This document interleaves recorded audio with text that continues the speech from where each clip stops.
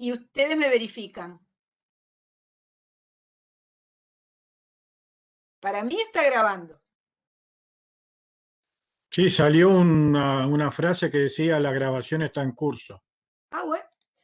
Entonces, confirmado. Muy bien.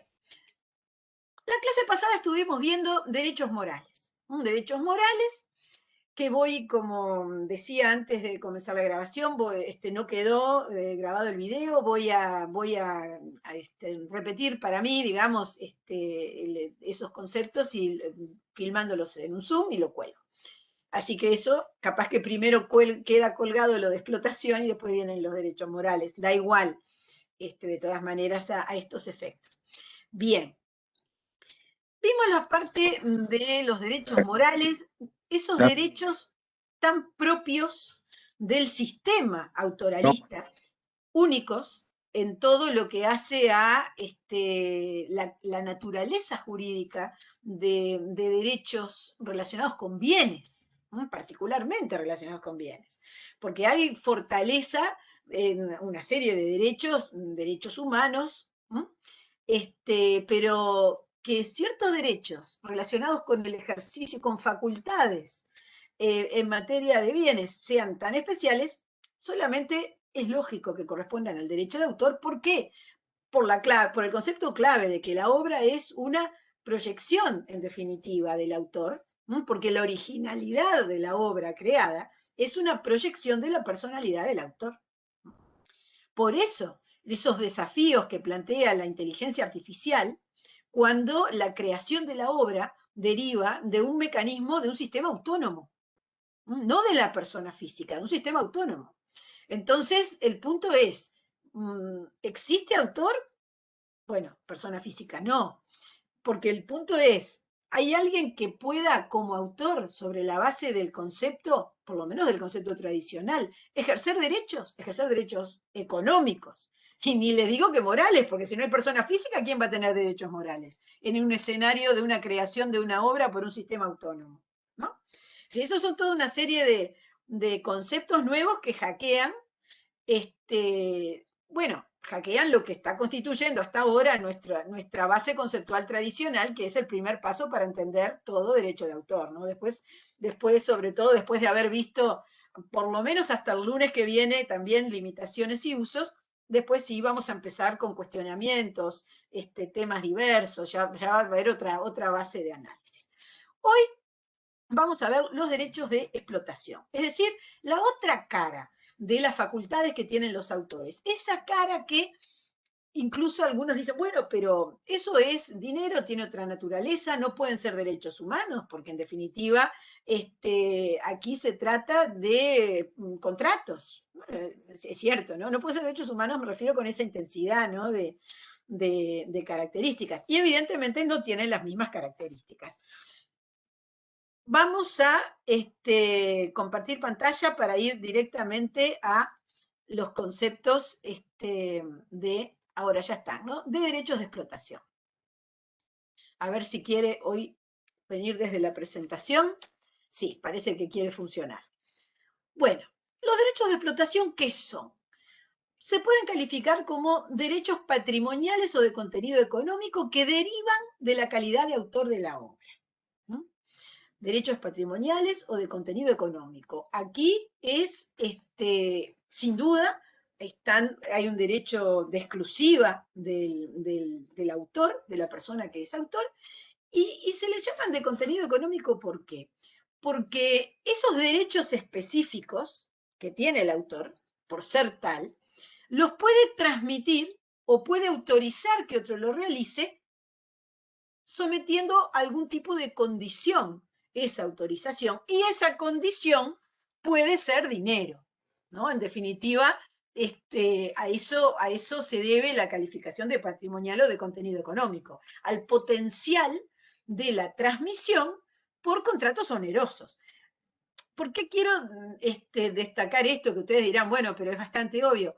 Porque, a ver, nadie impide que sea gratuito, ¿no? Me refiero, hablemos, el oneroso tiene que ver con una opción muy legítima del autor y que en definitiva implica la retribución por su esfuerzo, por su trabajo como autor.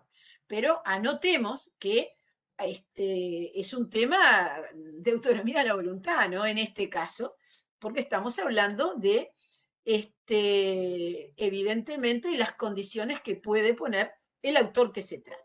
Pero bien, vamos a concentrarnos en los derechos de explotación, que además son importantísimos porque hoy en día, y cada vez más, con este mundo de Internet, este mundo digital y de Internet en que vivimos, hay una cantidad cada vez mayor, una creciente cantidad de industrias que se sustentan precisamente en los derechos de explotación de autores, las llamadas industrias creativas típicamente, y bueno, y antes no llamándose así, también, ¿no? Es decir, no es novedad, pero sí es cierto que hoy en día estamos ante, bueno, nos rodea constantemente una serie de actividades empresariales cuyo concepto clave son los derechos de autor.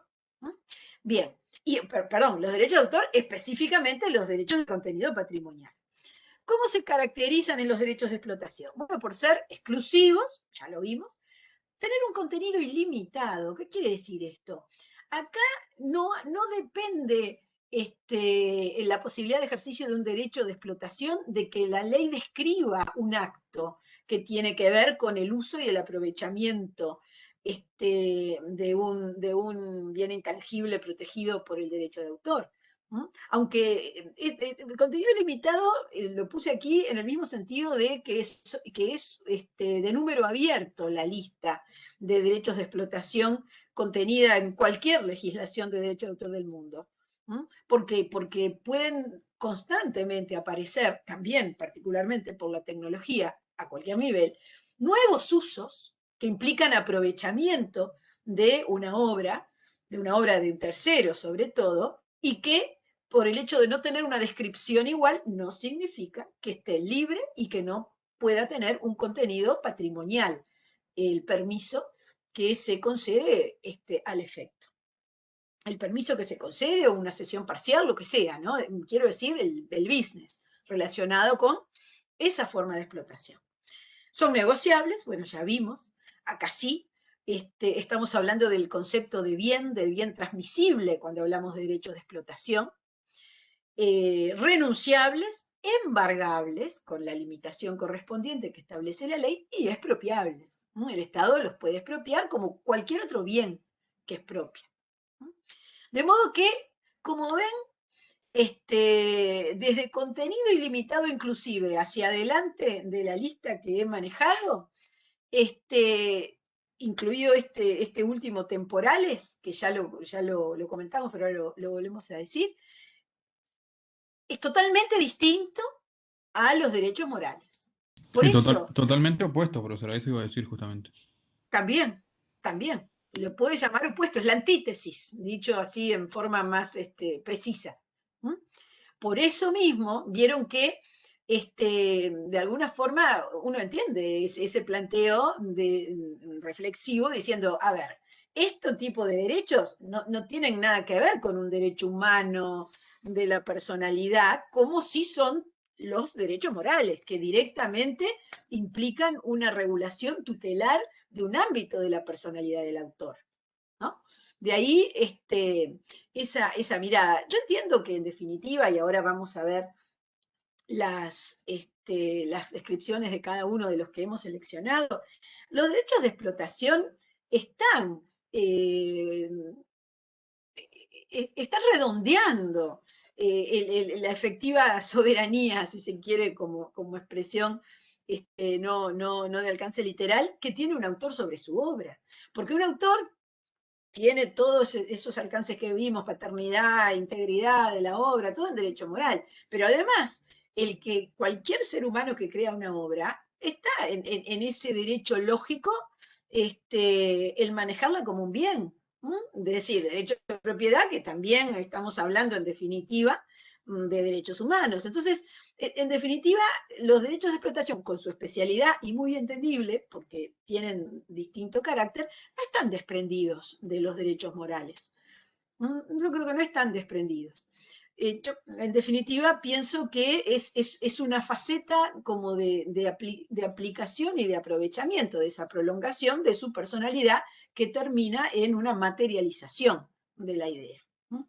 Bien, los derechos de explotación son temporales. Vimos que tienen un plazo. Un plazo que actualmente, y desde la reforma legal de diciembre del año 2019, también en Uruguay, como en prácticamente el resto del mundo, o mejor dicho, el estándar mayoritario ampliamente del resto del mundo, también en Uruguay duran toda la vida del autor más un lapsus post-mortem autoris de 70 años. Era 50 y se volvió, se amplió a 70. Se amplió a 70 por razones básicamente de emparejar con el mundo. Directamente la circunstancia detonante de ampliar a 70 en Uruguay, en la práctica, es para tener Uruguay al nivel de cualquier eventual TLC, tratado que se pueda firmar. Es decir, esa necesidad de tener una protección, una cobertura uniforme en todos los países, eso creo que fue en la práctica un argumento muy importante, sin perjuicio de que era un reclamo en realidad de todos los operadores del derecho de autor, de los operadores profesionales, me refiero de la parte de industrias, sobre todo música, es decir, los que tienen ese desarrollo popular, estar como el resto del mundo, ¿no?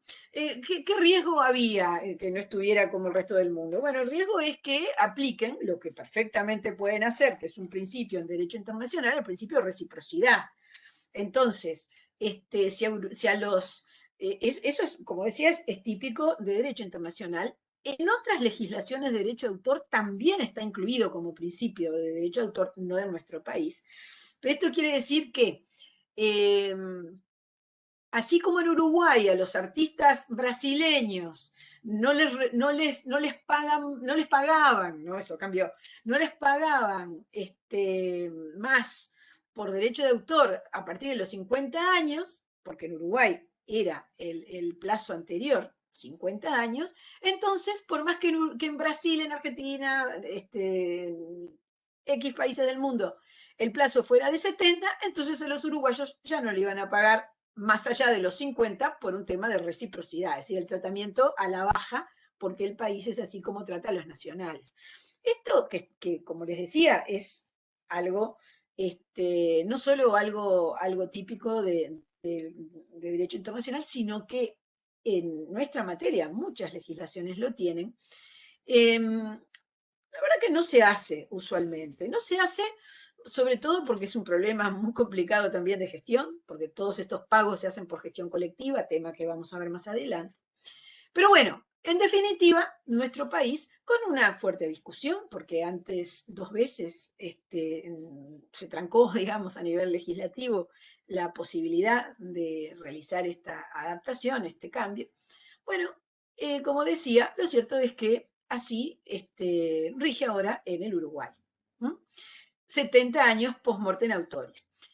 Tradicionalmente dicen, bueno, 70 años es porque ahora, y miren, y tiene razón una cosa, ese era el argumento que por experiencia en carne propia escuchamos, porque en el 2019 lo planteaban cantantes, sobre todo intérpretes. Es cierto, la gente vive más ahora, ¿no? Entonces, así como nosotros, acabo de explicar el lapso post-mortem autoris, es decir, el autor muere y luego viene el 70 años y ahí dicen sí, porque ahora 2 generaciones para que quede la posibilidad de aprovechamiento sucesorio, hoy ya no son 50, ya son 70, es un argumento, pero el plazo ese, 50 años, 70 años hoy, 50 años, era un plazo que se aplica también a la posibilidad de los intérpretes, de los artistas intérpretes o artistas ejecutantes, es decir, los cantantes, los que tocan la música leyendo una partitura cuyo autor es otra persona, también, actores, bueno, es un elenco, pero yo me refiero al caso que iba a destacar, o el ejemplo que quiero poner, la parte musical, el plazo para poder cobrar por ese derecho como intérprete es el mismo que el postmortem. Era 50, ahora es 70.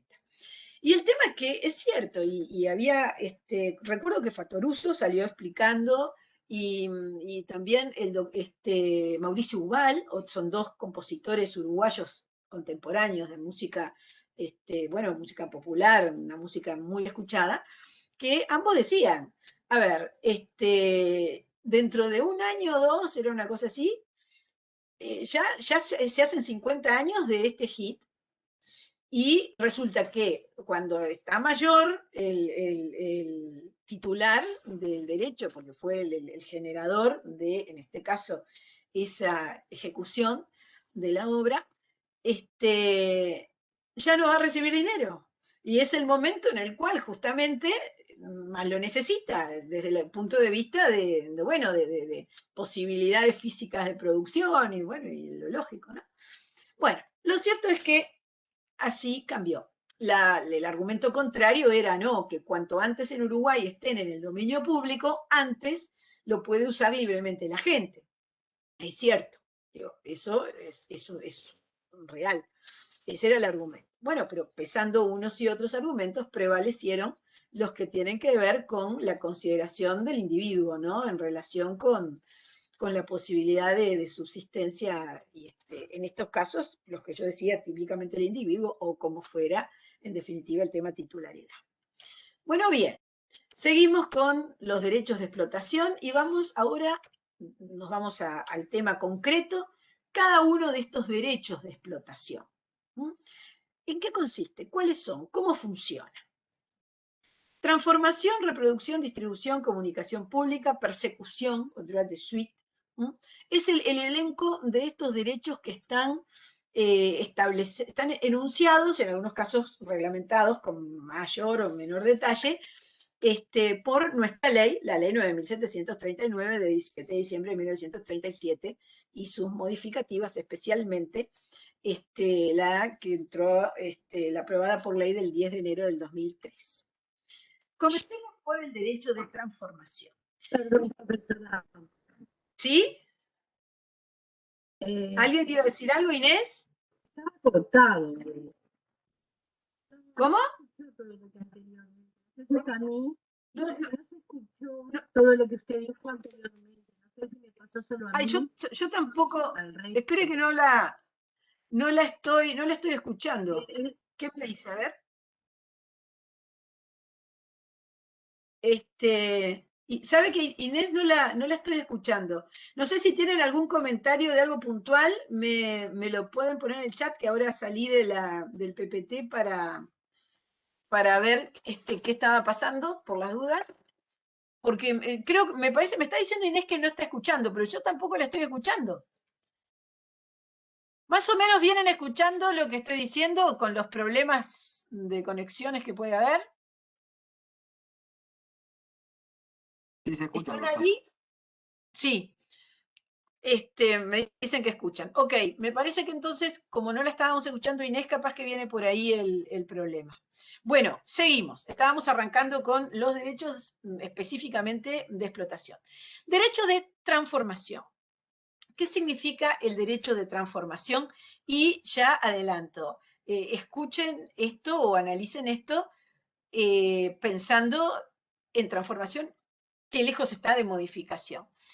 El derecho de transformación es la facultad del autor de hacer o autorizar las traducciones, adaptaciones, arreglos y cualquier otra transformación, dicho esto en sentido general, de su obra. Es decir, cuando estamos hablando que se autoriza que aparezca una obra derivada a partir de una obra originaria, este es el concepto de transformación típico. Hacer una traducción, hacer una adaptación, un arreglo. Estamos hablando de música en materia de arreglos, como sea. Una adaptación es cuando sale la obra dramática de una novela, ¿no? Una novela guión, novela, obra teatral escrita, o novela guión, obra cinematográfica, por ejemplo, ¿no? Pero después dice, y cualquier otra transformación de su obra, es decir, todo aquello que implica que está cambiando y que va a haber una nueva manifestación sobre la base de la anterior. Entonces el punto es, modificación tiene que ver con transformación y parece que claramente no, ¿no? Es decir, cuando hablamos de modificar, es un derecho, no solo porque es un derecho moral, sino porque se está hablando de un cambio en el soporte físico. Eso es modificar, cambiar el soporte físico. El derecho de transformación no habla de ningún tipo de cambio al soporte físico, sin perjuicio de la incidencia que puede tener para mal o para bien una obra derivada en relación con lo que puede ser la fama, la imagen o como lo quieran llamar de la obra originaria. Pero ese es otro tema, eso no es un problema de integridad de la obra. En todo caso, puede plantearse otro tipo de circunstancias que eventualmente pueden hacer perder valor comercial, y ahí sí estará la eventualidad de cualquier tipo de reclamo, ¿no? Juicio, pero eso es daños nada más, no es especial en materia de la materia autoralista, es el régimen general de daños de todo el derecho nacional y derecho comparado. Entonces, en definitiva, el derecho de transformación es un derecho patrimonial, quiere decir que para hacer una traducción, una adaptación, un arreglo y cualquier otro tipo de nuevo opus a partir de una obra anterior, hay que pedir permiso primero y hay que cumplir para obtener el permiso las condiciones que el autor ponga. Por ejemplo, el pago de dinero, que es lo más común, bueno, que es la razón típica de ser de este tipo de contratos, para el autor, obviamente, ¿no? Bien. Segundo, de reproducción. Bueno, este es un derecho clásico en materia de obras protegidas. El derecho de reproducción se puede definir como la facultad exclusiva del autor de autorizar la reproducción de su obra por todo procedimiento y bajo cualquier forma. Todo procedimiento y bajo cualquier forma. A ver, cuando hablamos de reproducción, ya existe la materialización de la obra. Ya está. Y lo que el derecho de reproducción permite es que esa obra materializada tenga copias. Tenga copias. Y esto, que nosotros en nuestro sistema latinoeuropeo de derecho de autor es un derecho de reproducción, es el copyright. Es decir, es la clave, el eje del copyright, de lo que tiene que ver con la protección autoralista en el derecho anglosajón. Ya habíamos comentado, al mencionar algunos principios fundamentales y al hablar de derechos morales también, que en el sistema de copyright del mundo anglosajón no tiene derechos morales, es decir, no lo ve de esa manera al tema, no lo regula así, con sus pros y contras según la perspectiva, esa es otra consideración. Pero lo cierto es que cuando se habla de copyright, no se habla de protección al autor como eje de la consideración legal, como eso puede entenderse que sea el caso de nuestro sistema, sino que en definitiva el punto clave es el right of copy, ¿no? El copyright.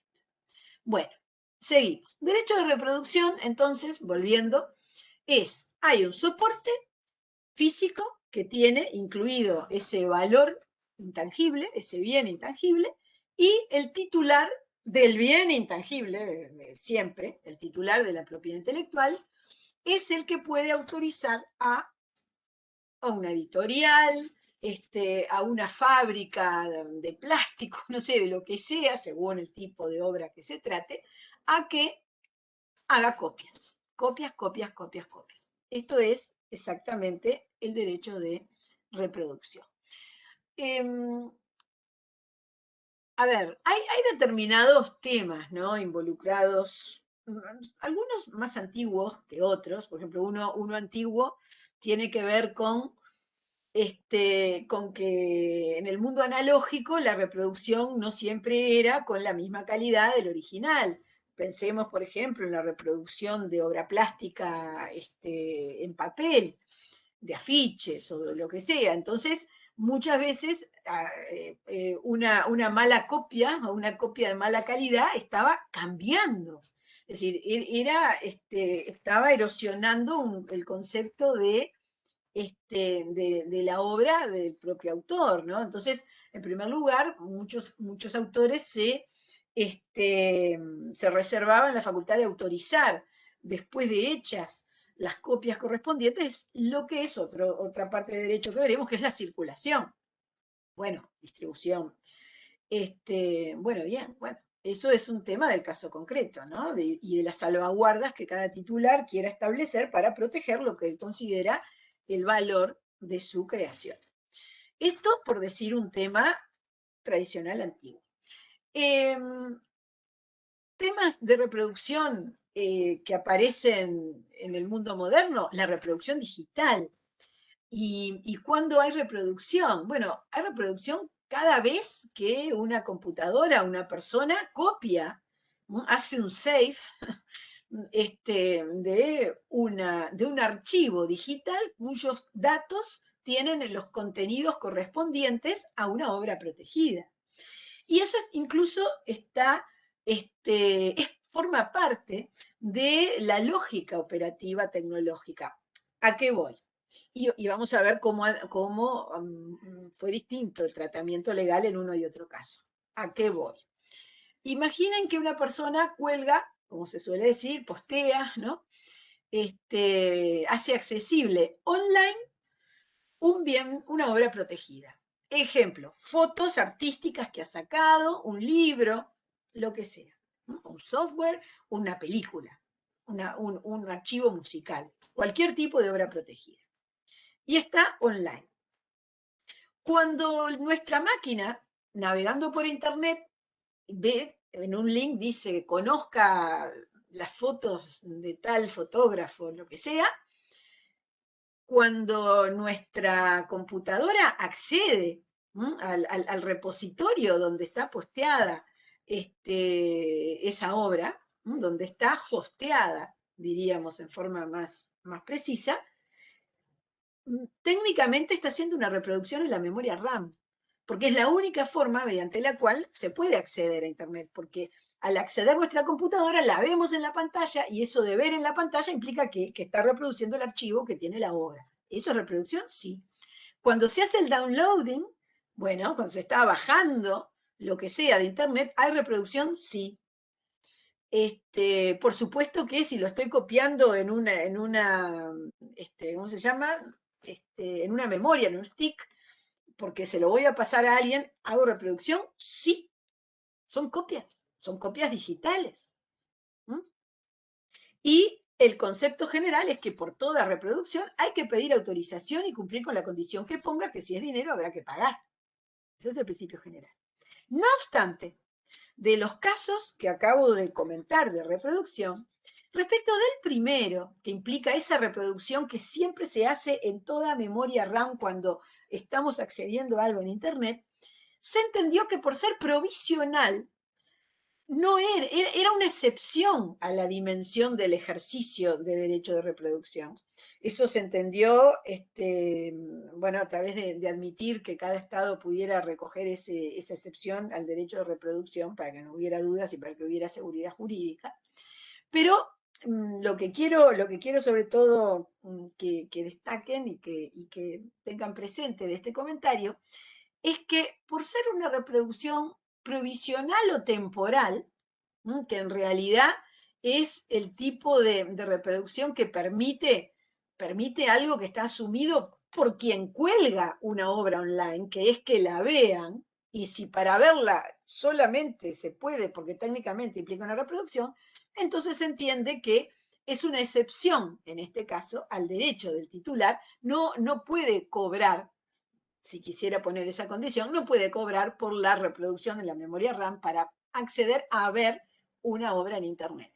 Caso distinto es cualquier otra reproducción al disco, el download, el bajar al disco, y por supuesto cualquier copia para distribuir o lo que sea. Pero, ¿cuál fue mi intención comentando este último caso?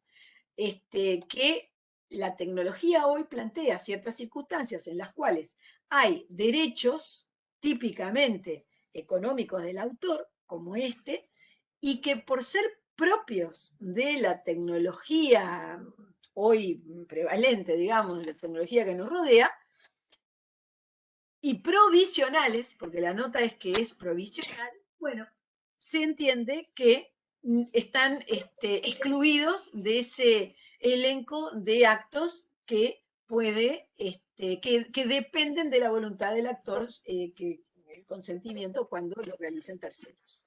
¿Comprendido? Sí, al primero que me conteste. Sí, sí, profe. Ok, bien. Esto es derecho de reproducción.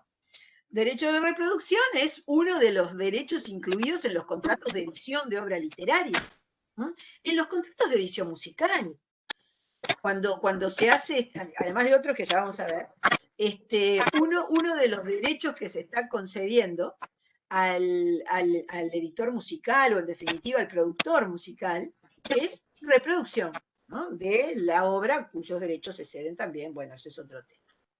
Muy bien, pasamos al siguiente. Derecho de distribución. ¿Cómo se define el derecho de distribución?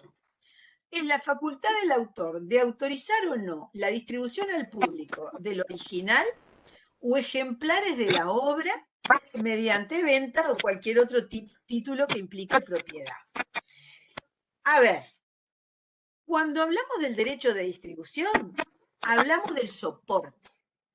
Lo que circula es el soporte físico que tiene la obra, ¿no? La distribución es del soporte. Adelanto, así como la comunicación pública tiene que ver con el ámbito digital, pero eso lo digo como para que no me hagan ahora las preguntas del ámbito digital. ¿Por qué? Porque distribución es el soporte.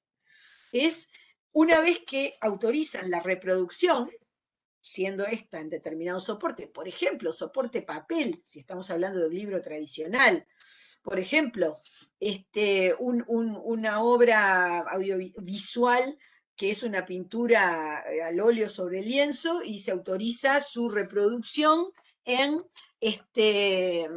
250 afiches de papel de X calidad.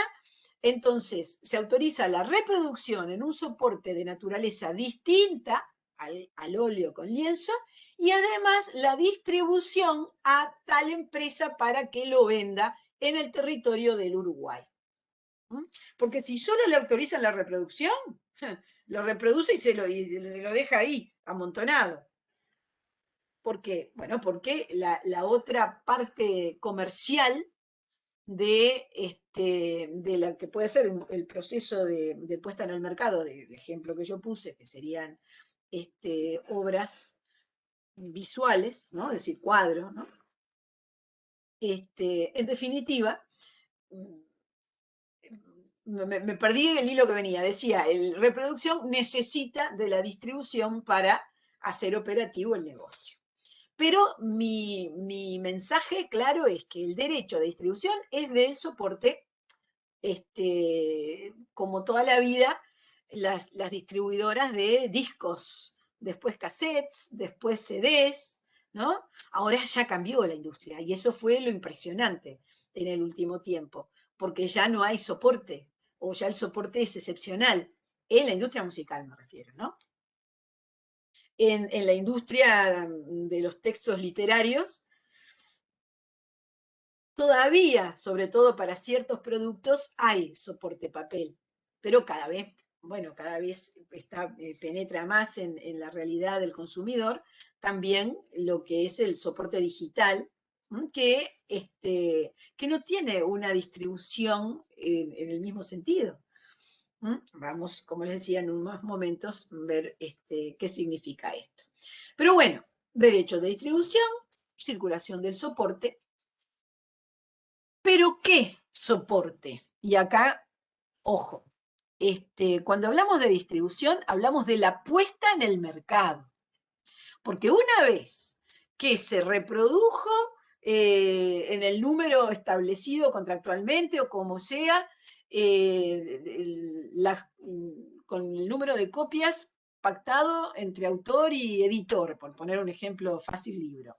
Una vez que se reprodujo, una vez que se distribuyó, cuando en la entrada en el mercado se distribuyeron esas copias de esa obra, bueno, lo adquiere un consumidor y después lo revende. Bueno, eso, ahí en esa reventa, en ese mercado secundario, a partir después de la puesta en el mercado, ahí ya no tiene nada que ver el derecho de autor. Ahí no hablamos de nada que el autor tenga que autorizar, porque lo que está, le interesa al autor que su obra, dentro de lo que es su voluntad, se reproduzca en las condiciones que pacta, si se distribuya en las condiciones que pacta, y después lo que circula es el soporte físico, ya no es un tema de la obra. Es decir, en este caso que estoy diciendo, de una obra literaria se hacen 200, no, había hecho un afiche, perdón, de un cuadro se hacen 250 reproducciones en papel. Este papel, en definitiva, lo voy a llamar afiche para ser más rápido. Los afiches del cuadro, porque es la reproducción en papel, autorizada, especialmente 250 de tal calidad, no sé qué. Le dan el derecho de distribución a la empresa que se encargó de hacer toda la parte de producción de la copia y que enlazó al autor para que le diera el permiso. Bueno, todo eso, hay una empresa que es la que tiene los derechos de reproducción y distribución de determinados grabados, determinados afiches relacionados con una obra plástica, ¿no? Una obra visual. Ok. Esa empresa, cuando decimos lo distribuye, bueno, ahí es el mundo del derecho comercial. Ahí la empresa o tiene una una red de distribuidores, o se la vende a un comerciante minorista para que él lo venda, o se la vende a un mayorista para que a su vez él lo distribuya en su red. Bueno, esa es la parte de comercialización. Sigue siendo algo relacionado con distribución, si se organiza de modo tal que lo hagan por cuenta del distribuidor, pero si directamente ya se lo pagó el compra para revender, ya se fue del mundo autoralista la circulación de esa obra.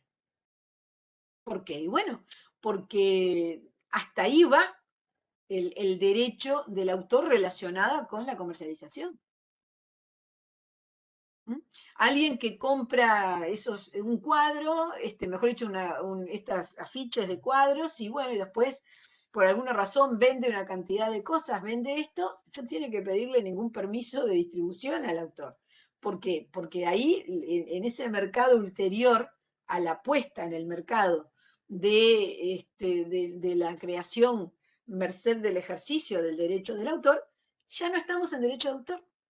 Ya lo que circula es ese papel con los colores correspondientes a una obra, con una reproducción que debió ser legítima y una distribución para que esté circulando legalmente en el comercio, ¿no? Pero más allá, ya no tiene nada que ver el autor ningún derecho económico. ¿Comprendido? ¿Alguna pregunta? Si la distribución es ilegítima, ¿el autor tiene derecho a perseguir la obra incluso en manos de terceros de buena fe? ¿A impedirle su No, uso? no. De buena fe no. De buena fe no, porque estamos hablando de, a ver, Pere, tercero de buena fe, me imagino que usted está pensando en un consumidor, y usted dice impide el uso, ¿no verdad? Sí, en un consumidor o en la hipótesis de el comprador que compra para revender, sin saber Bueno, que ahí eso es estaba en otro el tema. mercado. Ahí es otro tema. El que compra para revender, a ver, en primer lugar, tiene que saber qué debe requerir para comprar mercadería. Eso es muy parecido al tema marcas, ¿no? A cualquier tema. El que compró para revender, para decir buena fe, es porque lo engañaron, es porque hubo dolo, estafa, es decir, estamos en otro nivel para analizar ese tema. Respecto del consumidor, y bueno, ahí no se puede, ¿no? Pero respecto de todo lo que implique comercialización, las propias leyes establecen lo que es la responsabilidad de todos los que están en la cadena.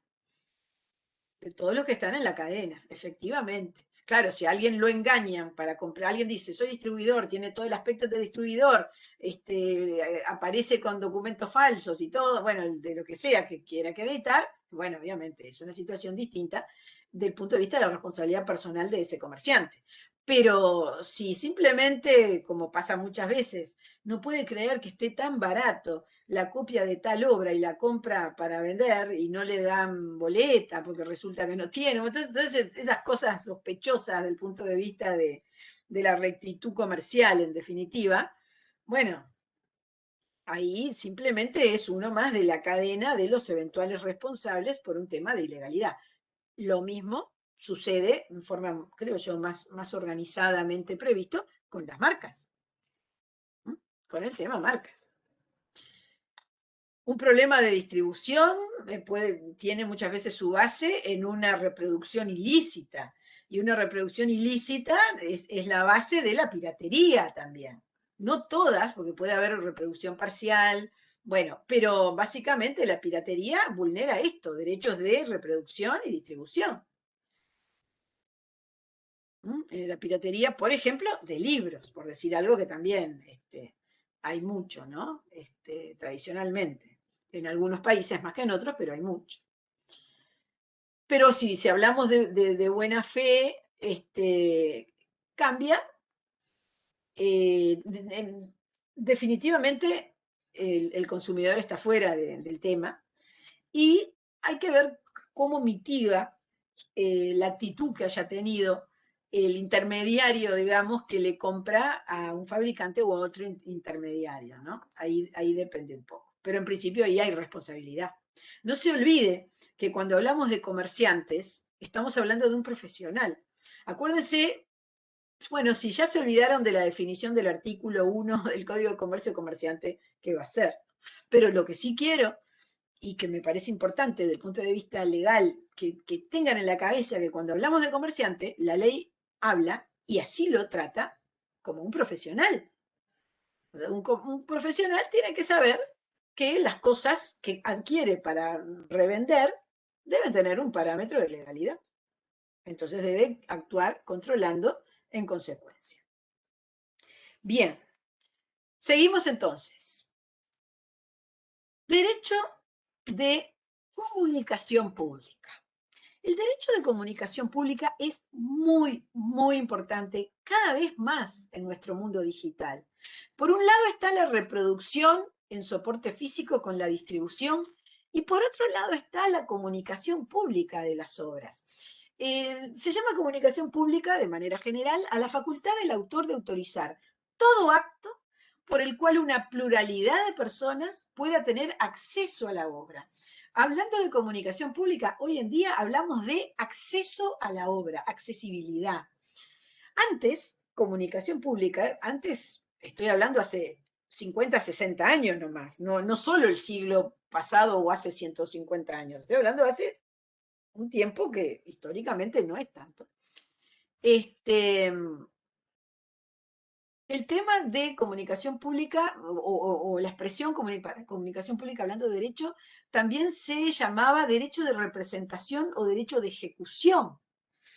¿Por qué? Porque el poner, el tener acceso a la obra antes del mundo digital, antes del mundo de expansión precipitada de las comunicaciones, acceder a la obra significaba interpretar la obra teatral, significaba vamos a estar filmando esta película y por lo tanto tienen que ir al cine a verla, ¿no? Sin materialmente desplazarse y verla, porque había un soporte físico que la estaba reproduciendo para que pudieran acceder a la obra en este acto de ejecución o representación, que era la expresión tradicional de llamar al teatro o a los músicos en una orquesta tocando, ejecución, del mundo predigital.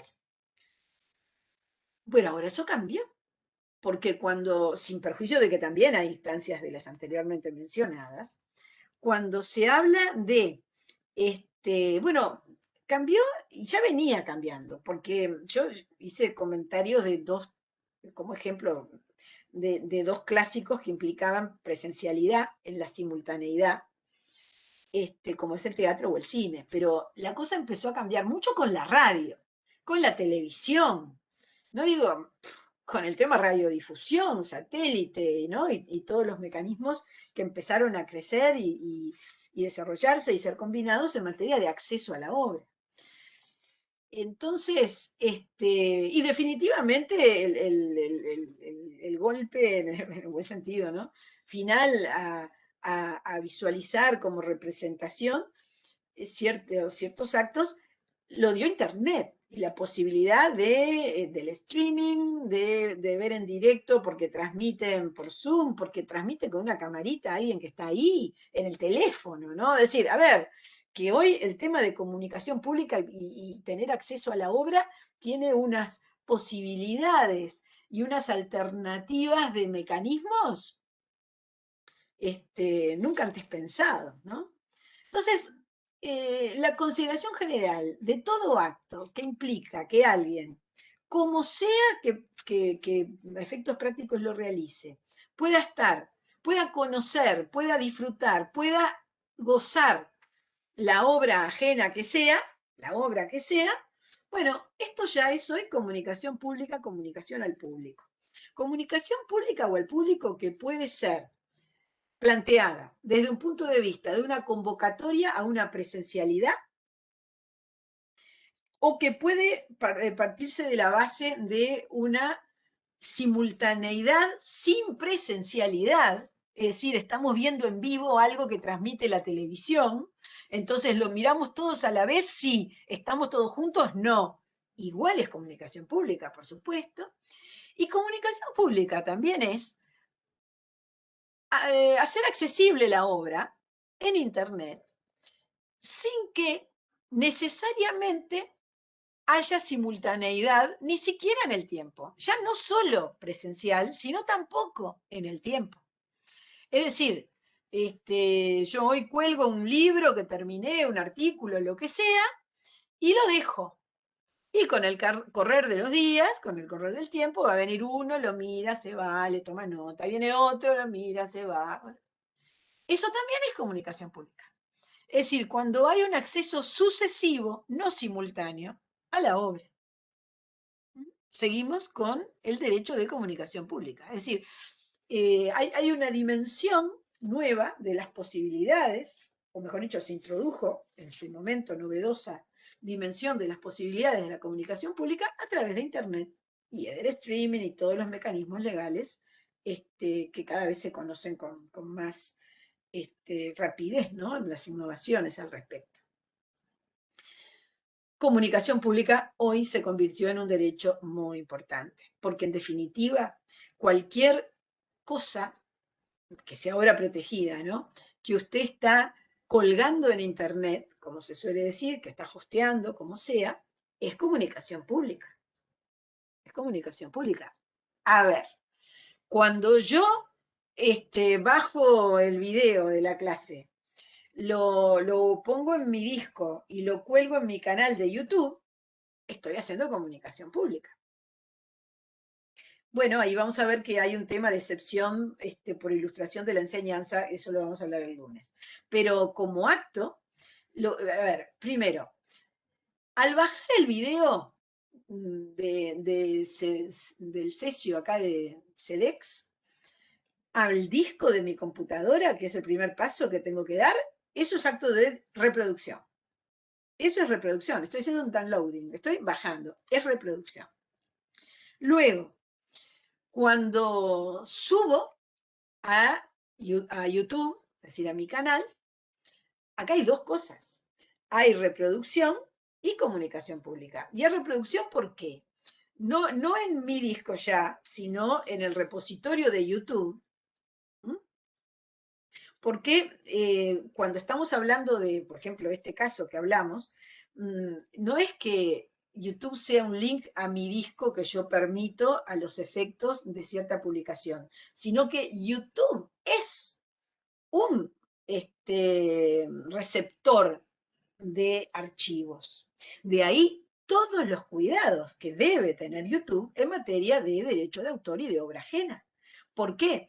Porque como proveedor de servicios de Internet debe tener una determinada prudencia, digamos, en el sentido de cuidar su responsabilidad, porque si está fomentando, permitiendo la circulación de material ilegal, es decir, sin autorización del titular de los derechos de autor, está implicado en términos de responsabilidad. Incluso en la directiva del 19 de la Unión Europea, desde la perspectiva de responsabilidades de plataformas, queda muy claro que, bueno, que es cierto que la plataforma no puede controlar todo lo que suben libremente sus clientes, por decir así, sus usuarios, que es la forma usual de llamarlo. Pero lo que sí tiene que hacer es que en cuanto le están diciendo, acá hay un problema, esto es mío y yo no lo autoricé, tiene que ser diligente para sacarlo de circulación. Diligente para sacarlo de circulación. Estamos hablando de ¿qué? De infracción a derechos de reproducción y de comunicación pública, que es el titular de los derechos de autor, sea quien sea una empresa comercial del ramo o sea un prosumidor, como ahora se suele llamar a cualquier usuario que es productor y consumidor a la vez, bueno, cualquiera que haya realizado una actividad y que por lo tanto tenga la necesidad de proteger sus derechos. Bueno, derecho de comunicación pública es YouTube. Hubo algunas alternativas y todavía las hay, poco eficientes del punto de vista de ser plataforma. Vieron que muchas veces se ha estructurado servicios en los cuales no es la plataforma la que tiene en sus servidores obras ajenas, sino que simplemente la plataforma permite que cuando un autor tiene en su disco, en el disco de su computadora, quiero decir, una obra, queda abierta, el acceso queda abierto, el acceso posible a quien sea que quiera gozar de ella en el sentido de bien, ¿no? Escucharlo, mirarlo, lo que sea.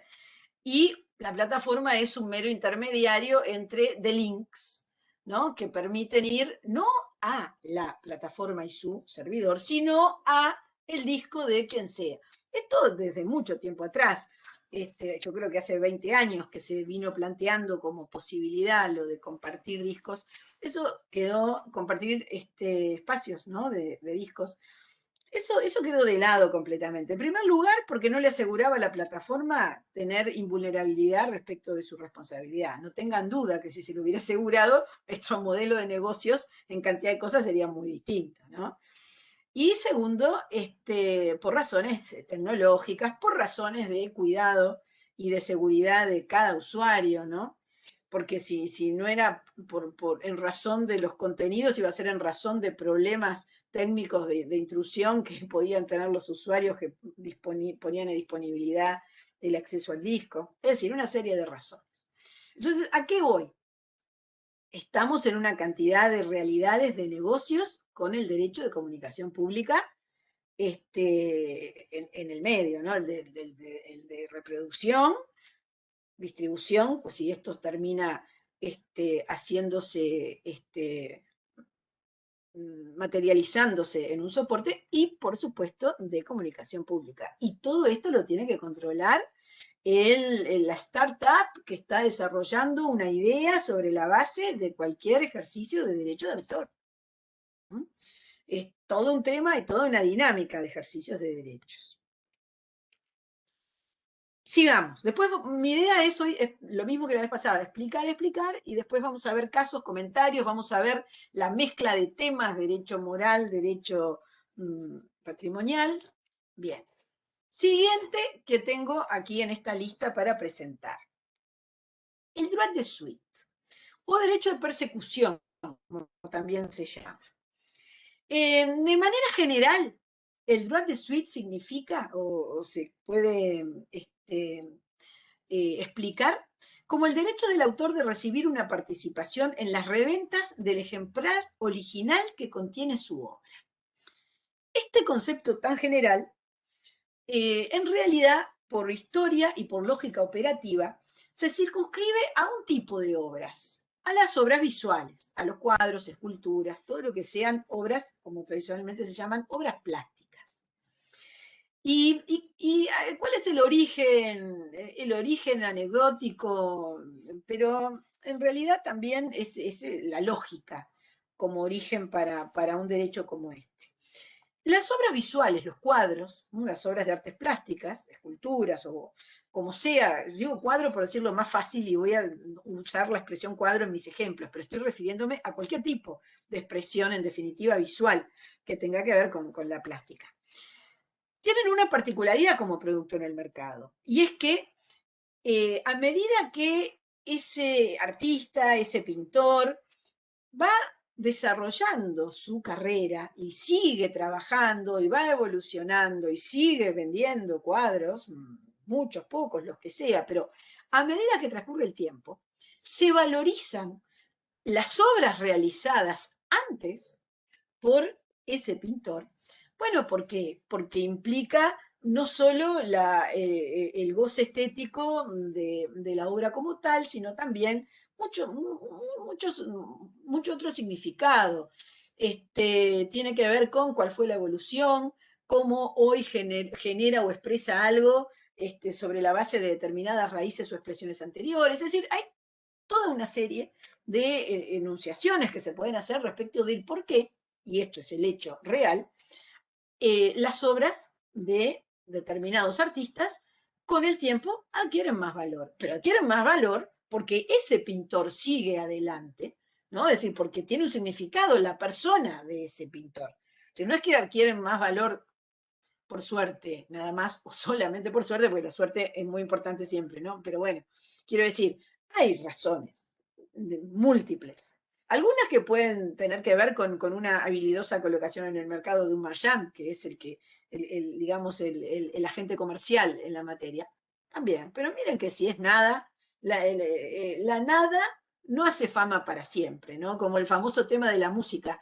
Una letra cualquiera que no dice nada, pero de nada, con una música, uno dice, pero tiene suerte. Bueno, puede tener suerte y irle muy bien porque tiene flor de manager atrás que la coloca, pero eso pincha. Bueno, lo mismo sucede cuando uno habla respecto de la valorización que puede tener una obra plástica. Lo cierto es que eso sucede. Y cuando se muere, más valor todavía. Yo no quería ir directo al tema, porque cuando se muere el pintor, eso lo hemos escuchado todos y lo vemos, a veces hasta triplica el valor, o más, según el caso, ¿no? De determinadas obras. No voy a hablar de los precios de los grandes pintores de la humanidad, estamos hablando ya de excepciones que no hacen más que confirmar lo que estoy diciendo, pero demasiado excepcionales. Pero de todas maneras es así. Bien, entonces, a comienzos, o mejor dicho, en los primeros 20 años del siglo pasado, del siglo XX, comenzó a visualizarse como una injusticia, que en definitiva, muchas veces, sobre todo la familia, los herederos, ¿no? La familia de ese gran artista plástico que había fallecido, o el propio heredero, de repente tenía una vida de ingresos modestos o pocos, ¿no? Es decir, mientras sus obras se cotizaban, se remataban a valores muy grandes, sin que tuviera ningún tipo de relación lógica, ese principio de que el autor debe seguir al éxito de su obra, ¿no? De alguna forma. Y un pintor francés, hizo un grabado, un artista plástico francés, hizo un famoso grabado para sensibilizar, y le fue muy bien, fíjense, de Suite, 100 años más tarde, hablamos, ya les cuento más de la parte legal, pero redondeo con esta parte de la anécdota que es parte de la historia. Realiza un cuadro, no se me ocurrió traerlo acá hoy, bueno, que es una ventana que muestra lo que hay adentro de un salón, gente muy ropas, siglo XX, años 20, ¿no? Muy sencillo. hay unos gordos ahí con la cadeneta de oro, con el reloj, un rematador, en el atril hay un cuadro, ¿no? Es decir, evidentemente es un remate de un cuadro y que hay gente pudiente, ¿no? Que está pujando por adquirir el cuadro. Y del lado de afuera de esa ventana hay dos niños harapientos, una nena y el nene varoncito más chiquito, y la nena, uno de ellos le dice al otro, tian, anta habló de papá. Estos harapientos pobres, ahí medio suciones, no sé cuánto, así es como lo muestra ese pintor, y le dice al otro, mirá, un cuadro de papá, ¿no? Tian, anta habló de papá. Bueno, esto fue una especie de impacto de sensibilización, entonces legisladores se salieron y ya había elaborado la idea.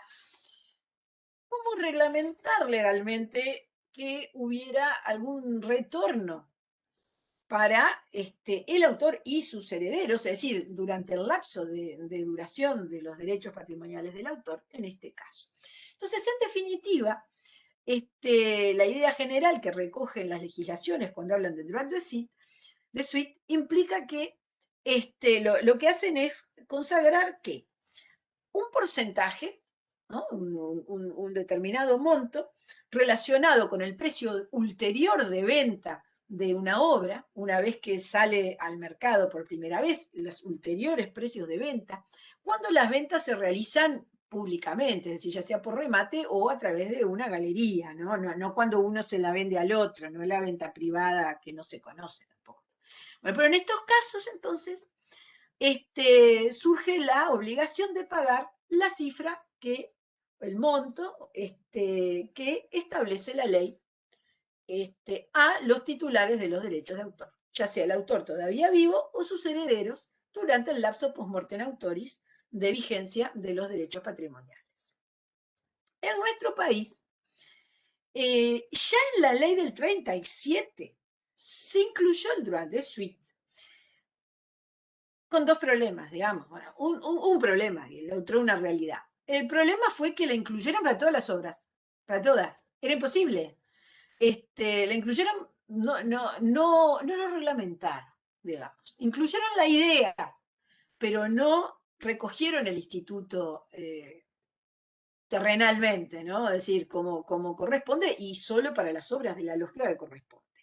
Por otra parte, yo creo que se incluyó, pero sin mayor difusión o culturización respecto de la importancia. Entonces nadie de los artistas plásticos, o mejor dicho, solo uno excepcionalmente, y por una razón muy personal, lo exigió. Nadie hasta cuándo. Hasta la reforma del año 2003, 17.616 de 10 de enero del 2003, que en realidad lo redacta a nuevo ese droit de suite, haciéndolo realmente un instituto aplicable, limitando a las obras plásticas, que son las que tenían que ver con este tema. Establece que va a ser un 3% del precio de reventa para el caso de las obras plásticas que se estén enajenando, ya sea en remate o a través de un vendedor, ¿no? De un agente. Establece, la dinámica, en definitiva, de la lógica de cómo con los años había ido siendo recogido en distintos países del mundo. El droit de suite todavía no es un derecho absolutamente popular en el sentido de que no es un infaltable de las regulaciones. No, cada vez más los países lo recogen, pero no todos. A ver, no les interesó mucho a los países con más posibilidades patrimoniales y mercado de obra de arte, no les interesó mucho, por un tema de agregar costos, como lo suelen ver. Recién aparece este tema, comienza a ser discutido concretamente en la Unión Europea, año 99, 2000, es nada, hace 20 años, de algo que hace 100 que está sobre el tapete y que, aunque de forma muy ambiciosa y demasiado amplia, ya nuestra ley del 37 hablaba de esto, ¿no? Bueno, lo cierto es que la Unión Europea sacó después de esto una directiva y comenzó a ser recogido.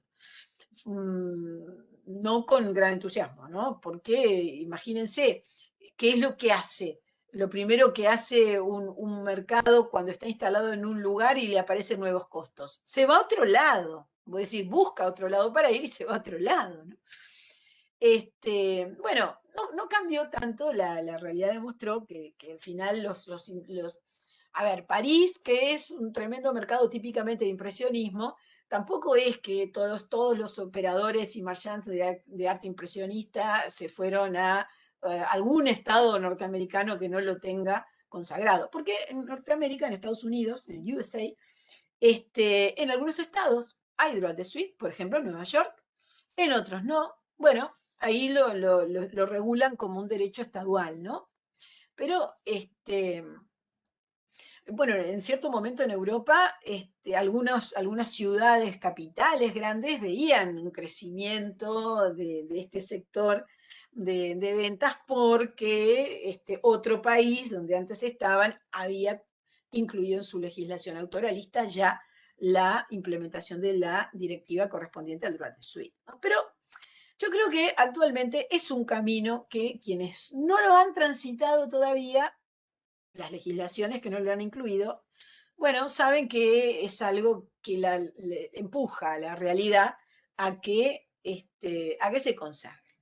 En Uruguay, la aplicación de esta disposición, bueno, entre otras razones determinó que APEU, la Asociación de Artistas Plásticos y Escultores del Uruguay, de Pintores y Escultores del Uruguay, perdón, APEU, se organizara colectivamente. No digo que haya sido esto, son muchas cosas que llevaron a fortalecer la necesidad la consideración de la necesidad de un funcionamiento como entidad de gestión colectiva, pero esto obviamente, el cómo gestionarlo fue uno de los detonantes.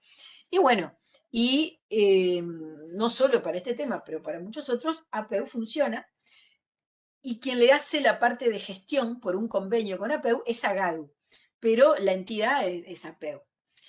Y cuando comienza a marchar este engranaje de la recepción del valor del droit de suite y la distribución al titular correspondiente, ¿no? De la entrega al titular correspondiente, en principio lo del artista viviente,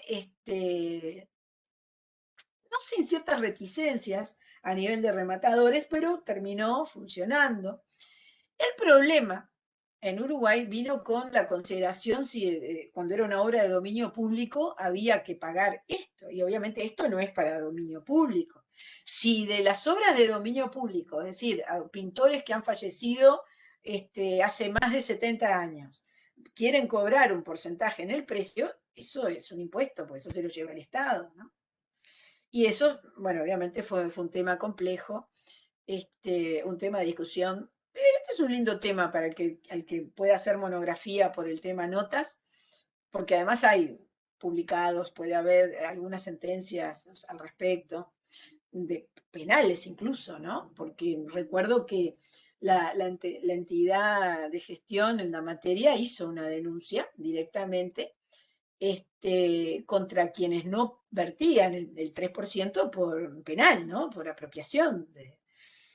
No me acuerdo cuál era la calificación como delito, pero de hecho correspondía hacerla, porque era dinero correspondiente a ciertos titulares, autores, que cuando no la pagaban, ¿no? Es decir, tuvo todo un tema interesante en su evolución en el Uruguay, pero no hay duda que el derecho está, la ley es clara, se puede cobrar perfectamente, es decir, no hay obstáculos materiales que impidan ejercer estos derechos. Así que ese es un tema presente en toda la articulación de derechos de nuestro país. Esto en cuanto a los conceptos en materia de derechos económicos o derechos patrimoniales. A ver, acá me dice Jimena si puedo subir las grabaciones, la de hoy, por supuesto, la anterior, les contaba que me pasó algo que no se grabó, pero yo voy a hacer la grabación conceptual de los derechos morales y explicar más o menos la misma línea de la clase, lo voy a hacer el fin de semana. Le aclaro a Jimena que lo pregunta en el chat. Bueno, bien. A ver, ¿hay alguna pregunta, algún comentario para hacer? Tenemos bien tiempo para hablar de cantidad de cosas, casos prácticos. A ver. Bueno, no sé, a mí esto a veces... Profe, Está. A mí con una señal de vida me quedo contenta. Porque a veces cuando uno no ve nadie, dice, se colgó, están, bueno, no importa, ya me contestó alguien, hay alguien. En fin, bueno, aparece también otra estudiante. Bueno, alguien que abre la cámara. Bueno, está bien, me adapto porque es esa situación compleja que tenemos que estar. No hay problema. Ya vi que hay gente, tranquilos. Bueno, entonces, a ver, ¿qué casos o qué comentarios para hablar de todos estos derechos podemos tener? Bueno, como ven, diariamente el tema de estos derechos está rodeando, ¿no? Las industrias, los negocios que uno ve en Internet, cuando tienen que ver con, por ejemplo, hay casos de estos muy típicos. Los bancos de imágenes, ¿no? Que se usan mucho, lo usa mucho la gente del mundo editorial, lo usan también cuando son bancos de logos, porque a veces son logos, a veces son software que genera logos, que eso ya es otro camino más complicado. Pero pensemos, por decir algo, en un banco de imágenes. ¿Un banco de imágenes qué es? Bueno, es un conjunto de obras protegidas, fotografías, que tienen un autor, que es el fotógrafo, que ya sea porque un fotógrafo tiene su propio banco de imágenes a disposición o varias personas titulares de fotos las cargan a una plataforma que comercialmente tiene una organización en la materia, que instrumentan el ejercicio de derechos de explotación en torno a una plataforma. Entonces, ni que hablar que cuando están enviando distintos fotógrafos a una plataforma sus fotos, están autorizando un derecho de reproducción que se hace en la propia plataforma, en el servidor, no cabe duda. Entonces, ¿qué más autoriza ese fotógrafo o qué más autorizan esos fotógrafos cuando están contactando con cualquiera de los bancos de imágenes que hay muchos? Bueno, está autorizando la comunicación pública, ¿m? Está autorizando en este caso al final la distribución. ¿Por qué? Porque el cliente, y estamos hablando de distribución digital, que yo no la excluí, yo dije que lo típico es la comunicación. ¿Por qué? Porque el cliente de esa base de datos, por ejemplo, yo cuando quiero poner una imagen en un post que subo en mi blog, ¿no? Yo pongo todo gratis, yo no lo pago, pero los que pagan además, que son los que lo utilizan para otro tipo de actividad profesional, pero desde el punto de vista del derecho de autor es lo mismo el que lo hace, el que no paga por ello porque es una oferta gratuita promocional de la plataforma, o el que lo paga por una razón comercial, eso es lo mismo desde el punto de vista. ¿Qué implica ese bajo de un banco de imágenes una imagen free o pago por determinado logo que hago para mí, lo que sea? Implica que hay, primero, una comunicación pública que hace la plataforma de la imagen cuando la ofrece. Como usuario, yo voy a hacer una reproducción en mi disco cuando la bajo, y además eso es un acto comercialmente, primero la comunicación pública y luego la empresa hace una distribución digital porque me permite a mí la reproducción en mi disco de algo que yo adquirí, ya sea gratuitamente o pagando. ¿Comprenden? Entonces, este negocio, como tantos otros que hay, es un negocio de derechos de autor. Los libros que están online o que hay que pagar, hay muchísimas publicaciones, por ejemplo, de derecho norteamericanas y también españolas, pero ese negocio de pago o freemium, parte free, parte premium, que tiene que ver con un pago, porque es igual de negocio de derechos de autor, ya sea que se pague una por una a que se pague una tarifa plana, ¿no? Es decir, todo eso en obras literarias. De nuevo, estamos hablando de estructuras de puesta a disposición que tienen que ver con ejercicio de derechos de autor. Entonces, si falla en el escalón de que llega una obra, sea foto, sea música, sea película, sea libro, sin autorización del autor, todo lo demás, bueno, no puede sustentarse. Es decir, la infracción de la plataforma es de todo, es de reproducción, de comunicación pública, de distribución. El reclamo patrimonial, aun cuando lo ponga gratuitamente, es por todo. ¿Comprendido, verdad? Antes el negocio era mucho más lento y no podían desarrollarse este volumen de circunstancias porque, bueno, porque no estaba la tecnología que permitiera esta masividad. Pero con este mundo en el que estamos, perfectamente tiene lugar con esto. Pero agrego otro tema tecnológico, sin llegar a inteligencia artificial todavía, es decir, eso será para más adelante. Hay otro tema tecnológico que cambia los ejemplos y las situaciones. Yo usé ejemplos, música, es decir, ejemplos todos de digitalización que terminan en un producto digital, en definitiva, que uno hoy lo consume del disco, ¿no? Del disco de su máquina. Tema, impresoras 3D. Todos conocen las llamadas impresoras 3D, que dentro de poco van a ser como la panetiera o la licuadora. Es decir, más o menos en la casa vamos a tener una impresora 3D para cantidad de cosas, ¿no? Que hoy ni soñamos que nos puede ser necesario y que cuando tengamos acceso vamos a decir, ¿cómo viví yo si la impresora 3D en mi casa?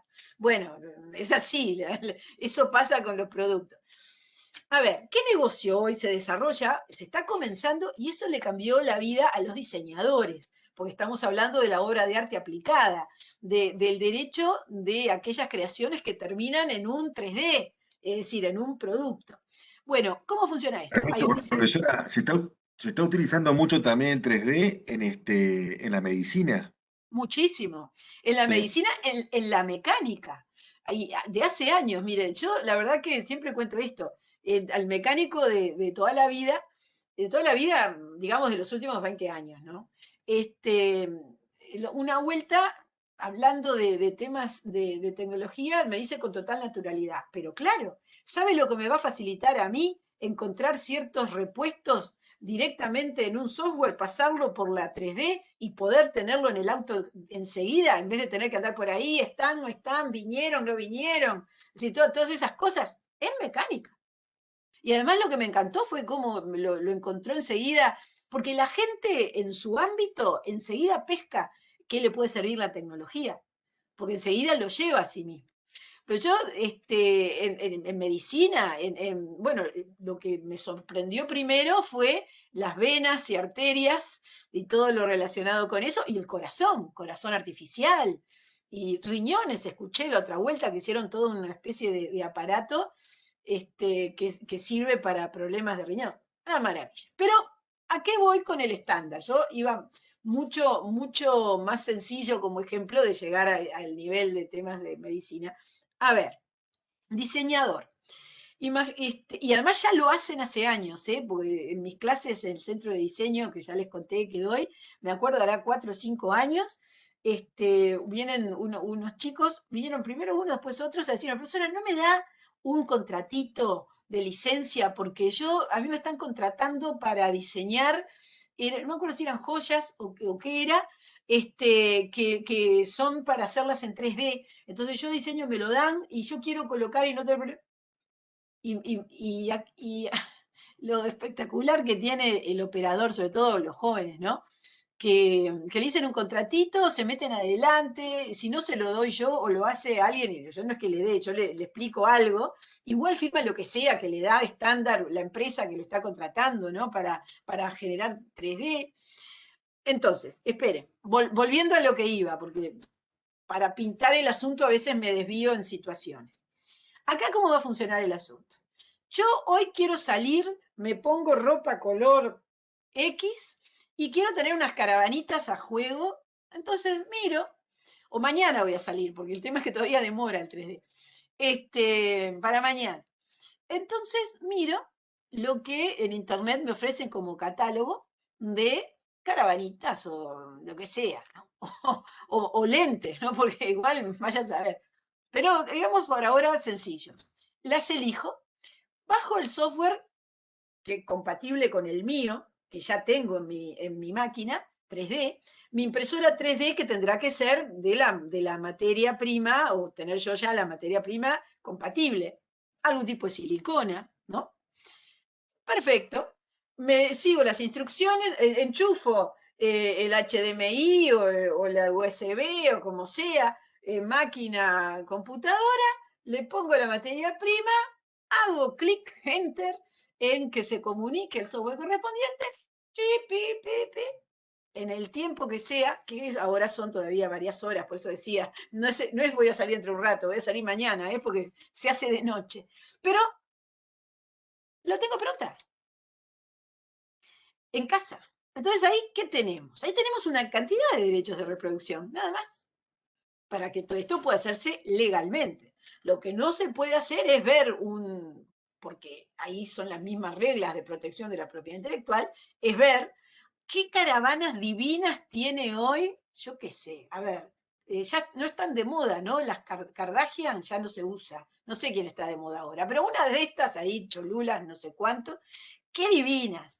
Bueno, quiero copiarlas en mi 3D. Bueno, eso estamos en la infracción del mundo de la impresión 3D, ¿no? ¿Verdad? Eso no. Pero en el ejemplo que contaba, que va a ser muy natural en cantidad de temas, en temas de vajilla, en accesorios relacionados con el mundo de las catas, yo qué sé, cosas que hoy ya hay en otras partes, en las partes donde la 3D ya tiene un precio estándar como para tener un uso doméstico, implica, primero, hubo un contrato de licencia de uso del diseñador a la empresa. Si no es el diseñador, el propio que pone su catálogo a disposición. Hay plataformas de design de esto ya, ¿eh? Bien, entonces, un contrato de licencia de uso de derechos. ¿De qué derechos? De reproducción de la obra, de digitalización. A ver, ¿cómo se llama cuando un software toma, tiene la capacidad de de identificar el volumen, dimensión, forma de una creación 3D o de una creación 2D para hacerla tridimensional y que eso luego quede a disposición en Internet? ¿Tiene un nombre este derecho? No tiene un nombre real. ¿Alguien duda que es un derecho patrimonial? No. Es decir, es un uso que algunos dirán, bueno, es reproducción. Alguien dice, la tridimensionalización de una obra bidimensional es reproducción. Otros dicen es transformación. Depende, ¿no? Porque este tema, nosotros porque ahora lo vemos en el 3D, con esta cosa de, ay, qué moderno, qué lindo. Pero siempre que de un personaje, una caricatura bidimensional, se hizo un muñequito, siempre se estuvo en un tema de transformar un plano en un 3D, ¿no? De modo que eso no es novedad. A ver qué dice, Silva dice que hay un video de una Mudgert en Harvard en la que se discute si un software para imprimir un arma de fuego en 3D entra dentro del estatuto de la ley que prohíbe la producción ilegal de armas. Exacto, eso es otro tema, ¿eh? Es que eso, lo de las armas por 3D es brutal, brutal. Sí. No se da respuesta a la pregunta, claro, porque es un Mudgert, son esos simulacros de derecho. Yo tenía todo pronto para hacer un simulacro de arbitraje de propiedad intelectual este año, que no pude porque como era de 605 estudiantes la clase, ahora quedó menos. Era con la Universidad Central de Caracas. Teníamos todo armado para hacerlo internacional y todo. Tuve que salir porque dije, no me da, era algo muy concreto, no era una competencia internacional en el sentido de las que hacen los de procesal, era un tema así de peloteo. Pero bueno, vamos a ver cómo evoluciona esto. Lo que he pensado es que para no tener siempre el problema, porque son 600 y terminan 50, o esas cosas que uno no puede planificar, voy a ver si no lo hago como forma seminario. porque vieron que se pueden hacer seminarios en la materia, en las materias. Entonces, capaz que un año propongo un seminario, como, no sé cómo le llaman, electiva o super extra, no sé cómo se llama, como materia, pero sí sé que hay. Y entonces ahí sí, eso se me ocurrió este año, después que empezó el año, y pensar que si lo hubiera planificado como seminario, podíamos, porque en realidad es una destreza para medir el resolver un tema de propiedad intelectual en una forma tipo Moodcurt, por ahí me acordé, y bueno, y mejor si se puede hacer también con alguna dinámica que genere un intercambio interesante, ¿no? Pero bueno, eso en todo caso, si es un seminario, capaz que alguno de ustedes puede participar y veo si puedo armar algo para el año que viene. Pero me quedó esa cosa ahí hablando de Moodcurt. Porque los Mood tienen esta cosa estupenda para discutir, de que mucha gente piensa argumentos para un lado o para otro lado y de última no tenemos una sentencia para criticar, ¿no? Porque en definitiva es ficticio, ¿no? Pero bueno, seguimos. Todo esto en el ámbito, en este negocio que se viene. ¡Qué buen negocio! Esto de las 3D para creadores de una cantidad de temas. ¿Por qué? Porque además el gran punto es que, digamos, nosotros usuarios no vamos a estar pagando demasiado dinero, no lo pagaríamos. Eso va a ser para cuando se generalice totalmente, no solo la impresora, sino también el acceso a todo lo demás, ¿no? La materia prima. Pero siendo eso de un valor razonable, va a ser espectacular como consumo. Por eso hoy decía medio en broma, vamos a pensar cómo no lo tuve antes. Pero va a ser bueno para los creadores, es decir, va a tener una cantidad de perspectivas muy interesantes. Bien, al final ayer, el lunes, una pregunta. Nos quedó medio interrumpido el tema de la obra arquitectónica, ¿no? Porque sé que primero se colgó, después estábamos terminando la clase, porque tengo un comentario, hablando de Moodcurt, por eso me acordé, que creo que no lo hice, que son los famosos temas de qué pasa. Es un tema de derecho moral, pero tiene que ver también con aprovechamientos diversos. ¿Qué pasa cuando se hace una obra plástica en un muro que es de un privado? ¿Ese muro queda para siempre obligado a respetar la integridad de la obra? El propietario de ese muro, ¿no? Me refiero.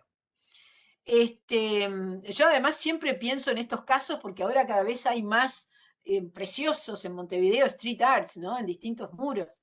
Y me acuerdo que cuando arrancó este tema, me vinieron a preguntar algunas de las chicas que desde la Facultad de Arquitectura estaban haciendo primero el convenio con la Intendencia. Entonces, estuvimos hablando mucho de cuál muro, qué tienen que firmar, qué expectativas pueden tener, ¿no?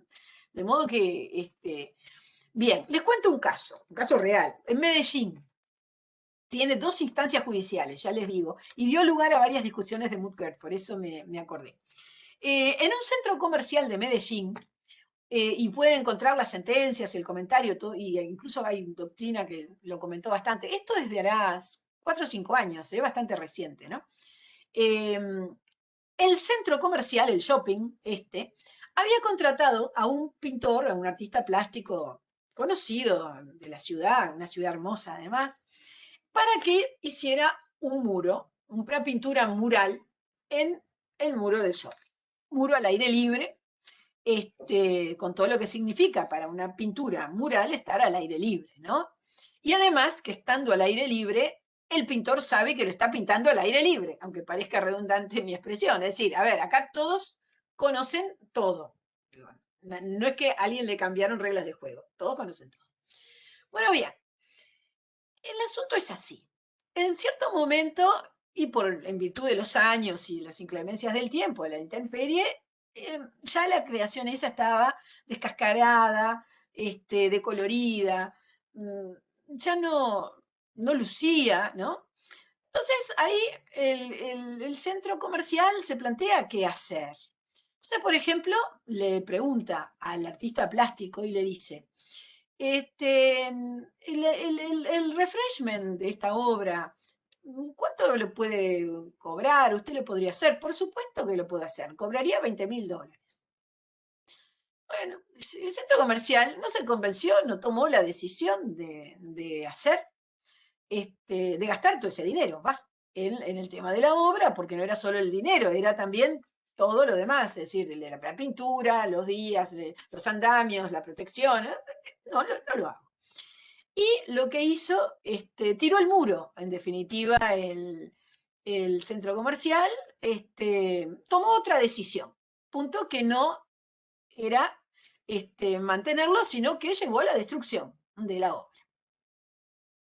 Bueno, el artista plástico se siente lesionado y reclama sobre la base del derecho de integridad de la obra, hace un reclamo judicial de primera instancia y dice el derecho de integridad, a mí sin mi autorización no se puede destruir y por lo tanto creo que corresponde que me indemnice y lo pide. Le hace lugar, obviamente se defiende el centro comercial dice no, ¿qué dice? Bueno, los argumentos del centro comercial son: se sabe que cuando hay un soporte sometido a las inclemencias del tiempo, la obra tiene un término y nadie me obliga a mantenerla para siempre.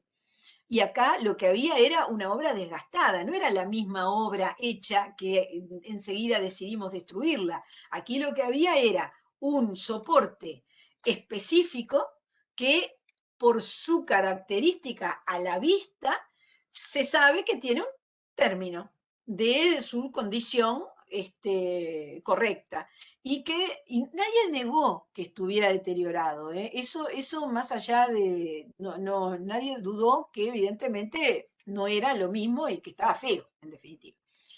Bueno, haciéndolo corto, porque ya son y 37. Bueno, haciéndolo corto. Primera instancia, hace lugar al reclamo del artista plástico, el shopping recurre, segunda instancia, revocan la sentencia de primera instancia y dan lugar a la defensa, no haciendo lugar a la demanda en este caso. Bueno, esto enseña mucha cosa, ¿no? Enseña mucha cosa, porque enseña, por ejemplo, esto, un derecho moral con toda su característica y fortaleza como tiene. Es lógico que tenga un límite de lógica material, valga la redundancia, pero es que es algo de lógica. Es decir, a ver, acá no estamos hablando de un cuadro tradicional, un lienzo con un marco trasladable, que alguien lo compra y lo rompe y lo tira a la basura. Acá estamos hablando de una obra de un género plástico específico que además está en un soporte a sabiendas, porque fue para ahí que lo hizo, que está en un soporte que íncitamente, si no es el tiempo, que siempre es el tiempo, es también son los propios ladrillos, el revoque, es decir, el muro en sí no dura. El que encarga ese tipo de obras, ¿está obligado a mantenerlas para siempre, no importa lo que le cueste, no importa lo que le cobre, y las condiciones que ponga el artista, el autor, mejor dicho, de la obra? Esas son las preguntas que dan lugar a estos temas. Bueno, y como les decía, recuerdo un moot court de estos de arbitraje, no me acuerdo si era el colombiano, sí creo que era uno latinoamericano, o si eran, porque hay una cantidad de moot courts de propiedad intelectual, en Europa muchos, pero cantidad en Estados Unidos, es un mundo impresionante, lindísimo, ¿no? Bueno, pero esto se discutió mucho ahí, y claro, y la cosa quedaba como siempre, que en realidad son destrezas de argumentación, además de las propias de la materia, y no terminan en una decisión. Pero la decisión puede ser para un lado o para otro lado, ya ven. De modo que las decisiones en este caso, por el perfil de casos que se eligen, tampoco van a definir nada más que el momento, ¿no? Quién ganó o perdió. En fin, acá yo recuerdo hace poco, puede ser un año, acá cerca, además cerca de la facultad. ¿Cómo se llama? Había algo religioso que era un edificio de una congregación de monjas en la calle Guayabo y Minas, ¿puede ser? ¿Guayabo es? Sí, Guayabo y Minas. La de atrás de facultad sí es Guayabo. Sí, sí, Guayabo y es Magallanes es la de los bomberos, digamos. No, las dos son de los bomberos. Minas es la que está hacia Plaza Independencia, ¿verdad? Exacto. O sea, Guayabo y Minas, había un edificio que, ya les digo, tenía una parte que era como una parte de parroquia, una cosa así, muy, muy bonita, y obviamente interior, y que hace unos, no tantos años, hace relativamente pocos años, en cierto momento habían hecho un mural.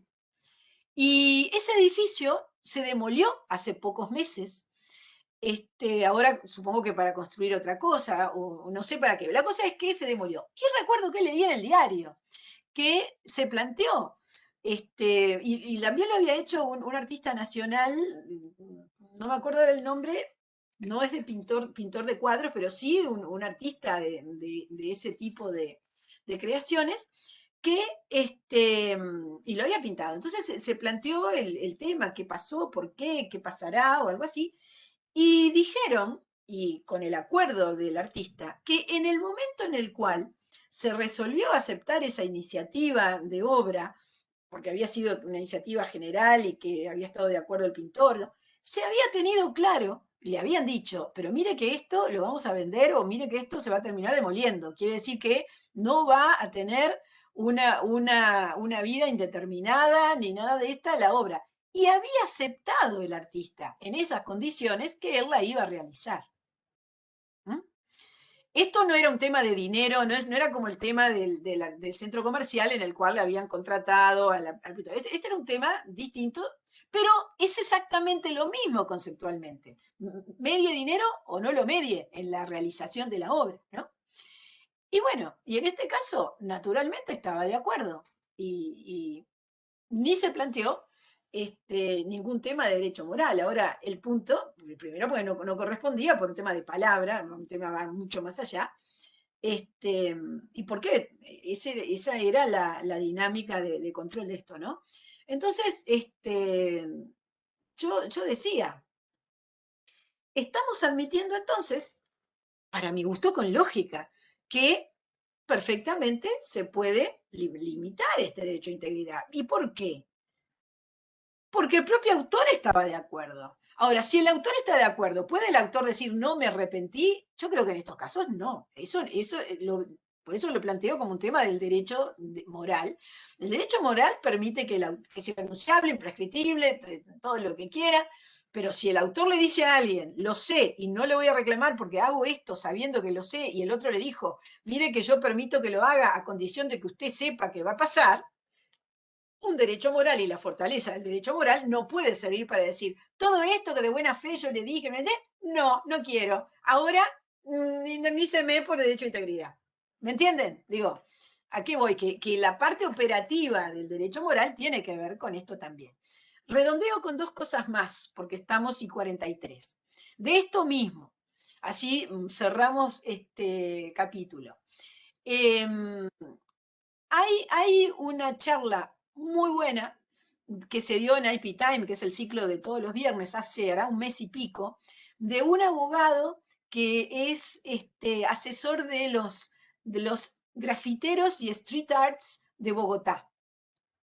Y él contó que en algunos, está muy bueno, además es un encanto ese colega, y él ya organizó una actividad de muestra de street art, incluso fuera de Colombia, es una personalidad en el tema.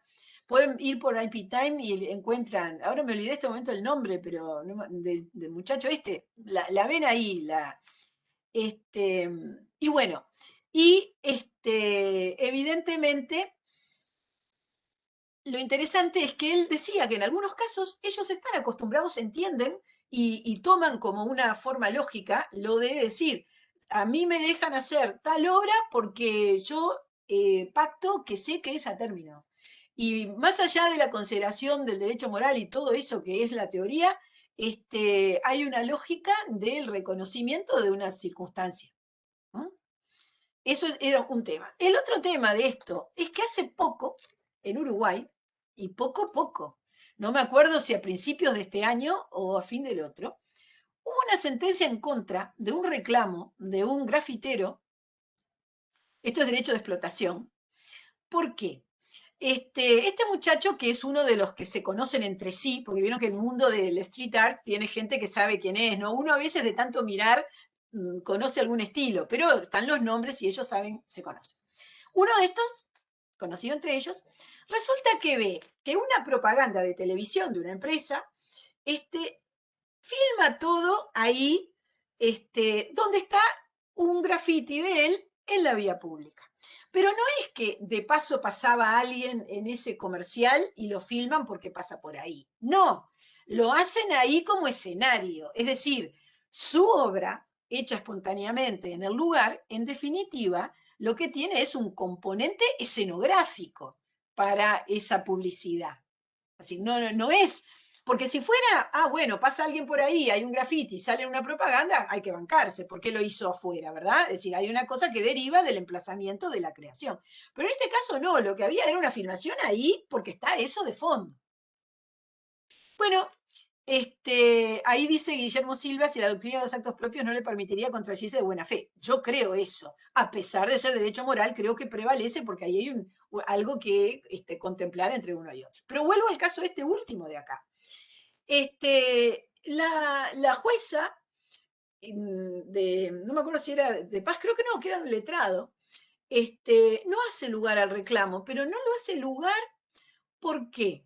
No habla mucho de derechos, pero ¿saben qué dice? No me gustó la sentencia, yo no lo patrocino yo, no tengo nada que ver, sí una conocida mía y que justo participaron, vinieron a escuchar esa reunión con el abogado que les comenté recién en IP Time, dice que no, porque no acredita ser el autor. ¿Saben por qué? Porque es un hecho que los grafiteros suelen poner seudónimos, no ponen su nombre, apellido y cédula de identidad. ¿No? ¿Ustedes vieron algún graffiti o algún street art que tenga todo esto? No, es decir, hay un tema de uso de la forma estética, ¿no? Entonces, lo que dice ella, y según me contaron, yo no vi el expediente, pero hablé con mi amiga, ¿no? Es decir, con la colega, me dice que habían ido otros grafiteros para decir, sí, él es el que firma como tal, es decir, como que fueron en el momento, acá en Uruguay, de diligenciamiento de la prueba, dijeron, sí, es él. Sin embargo, un argumento central para no hacer lugar a la demanda es que no hay una legitimación en el reclamante porque no acredita ser el autor, obviamente en consideración del juzgado, ¿no? Del juzgado actuante.